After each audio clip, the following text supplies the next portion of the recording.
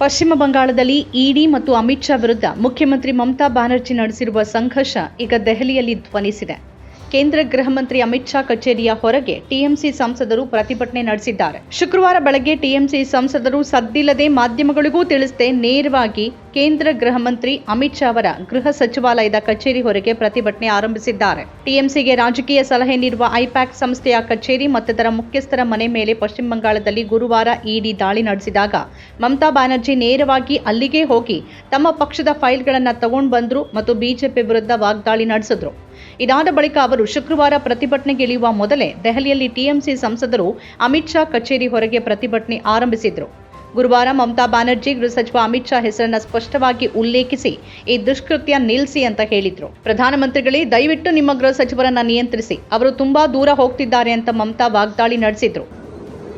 क्या है आप लोगों को लिए भविष्य इससे और भी खराब होगा. जितना भी सीट आपको मिलना चाहिए था इससे तो अब जीरो में आ जाएगा. I am sorry mister Amit Shah and mister prime minister, please control your home minister. ಅದರ ಬೆನ್ನಲ್ಲೇ ಅಮಿತ್ ಶಾ ಕಚೇರಿ ಎದುರು ಶುಕ್ರವಾರ ಟಿಎಂಸಿ ಸಂಸದರು ಬಂದು ಪ್ರತಿಭಟನೆ ನಡೆಸಿದಾಗ ಪೊಲೀಸರು ಅವರನ್ನ ವಶಕ್ಕೆ ಪಡೆದರು. ಇವತ್ತು ಬೆಳಗ್ಗೆನೆ ಹೈಡ್ರಾಮಾ ಸೃಷ್ಟಿಯಾಯಿತು. ಬಂಗಾಳದಲ್ಲೂ ಮಮತಾ ಅವರ ಹೋರಾಟ ನಡೆಯಲಿದ್ದು ಅದು ಮೆರವಣಿಗೆಗಳು ಅಥವಾ ಪ್ರತಿಭಟನೆಗಳಿಗೆ ಸೀಮಿತವಾಗಿರೋದಿಲ್ಲ ಅಂತ ಹೇಳಲಾಗಿದೆ. ದೆಹಲಿಯಲ್ಲಿ ಜ್ಞಾನೇಶ್ ಕುಮಾರ್ ಅವರ ಕಚೇರಿಯ ಹೊರಗೆ ಅಂದರೆ ಚುನಾವಣಾ ಆಯೋಗದ ಕಚೇರಿಯ ಹೊರಗೆ ದೊಡ್ಡ ಪ್ರತಿಭಟನೆ ನಡೆಯಬಹುದು ಅಂತ ಹೇಳಲಾಗ್ತಿದೆ. ಸಂಸತ್ತಿನ ಬಜೆಟ್ ಅಧಿವೇಶನಕ್ಕೆ ಮೊದಲು ಈ ಬೆಳವಣಿಗೆ ಏನೇನು ಪರಿಣಾಮಗಳಿಗೆ ದಾರಿ ಮಾಡಿಕೊಡಬಹುದು ಅನ್ನೋ ಊಹೆಗಳು ಶುರುವಾಗಿದೆ. ಸಂಸತ್ತಿನಲ್ಲಿ ಎಲ್ಲ ವಿರೋಧ ಪಕ್ಷಗಳು ಸರ್ಕಾರವನ್ನ ವಿರೋಧಿಸುತ್ತೆ. ಆದರೆ ಮಮತಾ ಬ್ಯಾನರ್ಜಿ ಈಗಾಗಲೇ ಅಂತಹ ವಿರೋಧಕ್ಕೆ ಇನ್ನೂ ಬಲ ನೀಡುವಂತೆ ಕಾಣ್ತಿದೆ. ಶುಕ್ರವಾರ ದೆಹಲಿಯಲ್ಲಿ ಅಮಿತ್ ಶಾ ಕಚೇರಿ ಎದುರು ನಡೆದಿರೋದು ಸಣ್ಣ ಪ್ರತಿಭಟನೆಯಂತೆ ಕಂಡ್ರೂ ಅದು ಉಂಟು ಮಾಡಬಹುದಾದ ಪರಿಣಾಮ ಸಣ್ಣದಲ್ಲ. ಐಪ್ಯಾಕ್ ಕಚೇರಿಯ ಮೇಲೆ ದಾಳಿ ಮಾಡಿದ ಇಡಿ ಅಧಿಕಾರಿಗಳ ವಿರುದ್ಧ ಮಮತಾ ಬ್ಯಾನರ್ಜಿ ಸಿಡಿದೆದ್ದಿದ್ದಾರೆ. ಇಡಿ ಅಧಿಕಾರಿಗಳು ವಶಪಡಿಸಿಕೊಂಡ ಎಲ್ಲ ದಾಖಲೆಗಳನ್ನು ಹಿಂತಿರುಗಿಸಬೇಕು, ಇಲ್ಲದೇ ಇದ್ರೆ ಅವರನ್ನ ಬಿಡೋದಿಲ್ಲ ಅಂತ ಮಮತಾ ಬ್ಯಾನರ್ಜಿ ಸ್ಪಷ್ಟವಾಗಿ ಎಚ್ಚರಿಸಿದ್ದಾರೆ. 4 ವರ್ಷಗಳ ಹಳೆಯ ಪ್ರಕರಣದ ನೆಪವನ್ನ ಮುಂದಿಟ್ಟುಕೊಂಡು ಇಡಿ ಈಗ ಬಂಗಾಳ ಚುನಾವಣೆಗೆ ಮೊದಲು ಇದ್ದಕ್ಕಿದ್ದಂತೆ ಐಪ್ಯಾಕ್ ಮೇಲೆ ದಾಳಿ ನಡೆಸಿದೆ.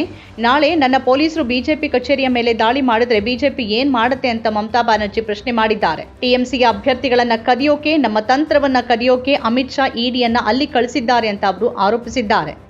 ಈಗ ಈ ತಿಂಗಳ ಅಂತ್ಯದ ವೇಳೆಗೆ ಜ್ಞಾನೇಶ್ ಕುಮಾರ್ ಕಚೇರಿಯ ಹೊರಗೂ ಕೂಡ ಪ್ರತಿಭಟನೆ ನಡೆಯುವ ಸಾಧ್ಯತೆ ಬಗ್ಗೆ ಹೇಳಲಾಗ್ತಿದೆ.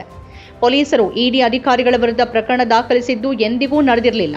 ಐಪ್ಯಾಕ್ ನಿರ್ದೇಶಕ ಪ್ರತೀಕ್ ಜೈನ್ ಅವರ ಮನೆ ಮೇಲೆ ದಾಳಿ ನಡೆಸಲಾಗಿದ್ದು ಅವರು ಹೈಕೋರ್ಟ್ ಮೆಟ್ಟಿಲೇರಿದ್ದಾರೆ.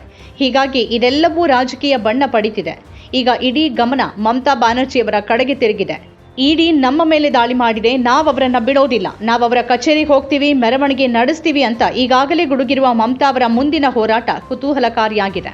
ನಮ್ಮ ಕಾರ್ಯಕ್ರಮಗಳನ್ನ ನೀವು ನೋಡ್ತಾ ಇದ್ರೆ ನಮ್ಮ ಚಾನೆಲ್ ಅನ್ನ ಸಬ್ಸ್ಕ್ರೈಬ್ ಮಾಡಿ, ಪಕ್ಕದ ಬೆಲ್ ಐಕಾನ್ ಒತ್ತಿ ನಮ್ಮನ್ನ ಬೆಂಬಲಿಸಿ.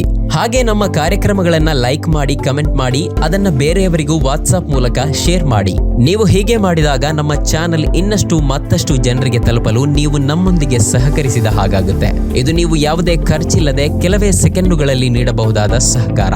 ಧನ್ಯವಾದಗಳು.